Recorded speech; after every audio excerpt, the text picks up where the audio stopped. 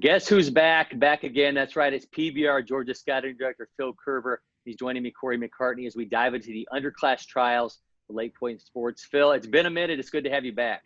I know it feels like it's been a couple months, but I realize it's only been a few weeks with how fast everything's moving around here. But I'm glad to be back. I was really pleased with the underclass trials that we had. It's the second time we've run this event, and both years it looks like it's produced some really good prospects.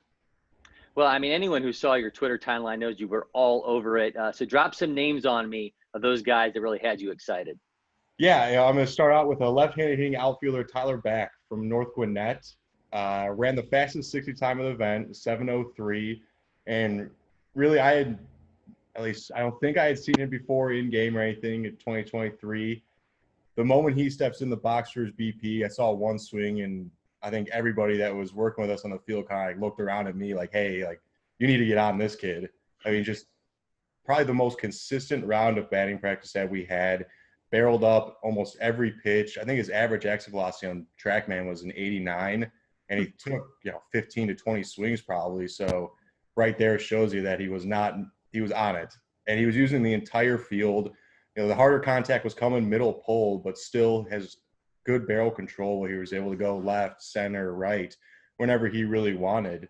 And then you go back to the athleticism, can definitely handle the outfield with ease. So he's a kid that definitely is on my radar now, and I was glad to see him out there.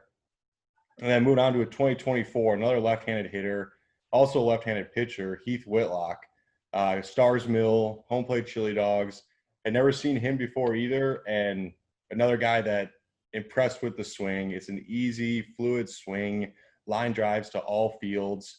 But what really blew me away, and I think if you saw my tweet on him, he was one of the breakout arms, was 80-83. Again, he's only 24, so you have to expect the velocity to keep going. But his ability to spin a breaking ball was really impressive. It was this sharp, slurve-like pitch that, if we had batters in there, I was going to guess that there was going to be quite a few swing and misses on that.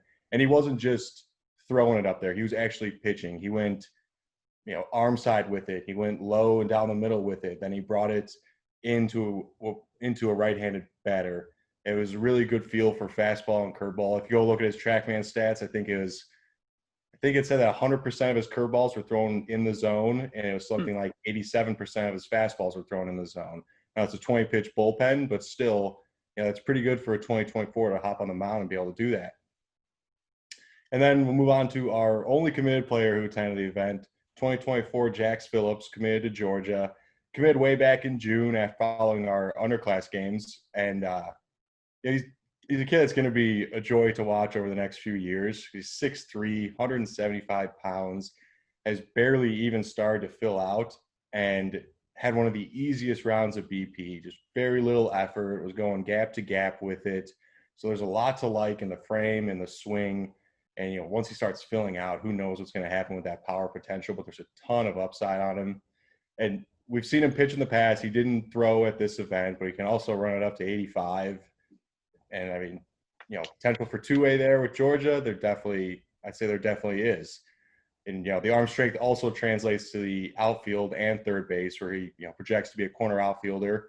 I think he was 89 from the outfield and went on to the infield and was 86 from across the infield. So a lot to like with him, and a guy that we will definitely be keeping an eye on for the next 3-4 years. And, it might be a name to keep an eye on for the 2024 MLB draft. I know I might be getting ahead of myself there a little bit, but, just keep that in mind. And then Scalese, moving on to, he's a kid that we've seen, a couple times now. He attended events back in last September when we ran our Deep South invite at Auburn, and just a twitchy athlete, big time arm, big time bat. I think he had an event best 92 from the outfield. And I think he was 89 across the infield. But what he did during batting practice was really impressive. And then Reid Harvey, another guy that we were familiar with, who attended a couple events. He was at our preseason All-State in January, the Georgia Dugout Club Top 100 in June, and just continues to get better. It's an easy swing at the plate, kind of just almost effortless, able to elevate the ball and drive it. Another guy with a big arm. He was 90 from the outfield, right, upper 80s across the infield, hopped on the mound. I think he was topped out at 85 on the mound with a nice little 11.5 breaking ball.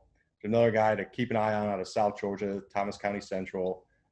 Really, really impressed with him. And finally, a guy that, I had circled on my sheet once I saw him sign up as a two-way, Alex Karst, 6'7", 205, 215 pounds. I mean, with that type of height, he immediately stands out walking into the event, walking on the field, just towering over everybody. And it's such an intriguing frame because he's yet to even really scratch the surface of the physicality. I mean, there's so much strength that can be packed on there. And he was a guy I was looking forward to seeing pitch. He came to our underclass games in June and was 79, 81, touching 82. Comes out on Saturday and is 80, 85, touching an 86. So the velo jump there and the big frame, you can only imagine that there's just going to be more velo to come as he actually starts to get some more usable strength in that frame. And what really surprised me was what he did at the plate. Big guy, you got to imagine that there's a lot of power in there. But you look at the advanced metrics, the blast motion, the TrackMan stuff, and the hand speed and the bat speed are up there with some of the fastest at the entire event. So he's not some big, slow kind of kid. He's got some athletic hands, and he knows how to use the barrel. And balls that he was elevating and driving, middle pull, were just taking off. So the potential there for two-way is it's going to be fun to watch. I definitely think that he can get it done on the mound. When it comes to the bat, it looks like he's starting to put stuff together, and that could be a real nice surprise heading into the spring. Well, as always, you can find the latest from the Baseball Village at LakePoint Live, powered by PlaySite. Head over to LakePointSports.com for more info. And a public service announcement that you should be following Phil on Twitter at Phil Kerber PBR and follow PBR Georgia while you're at it. Phil, thanks as always. Thanks for having me on, Cory.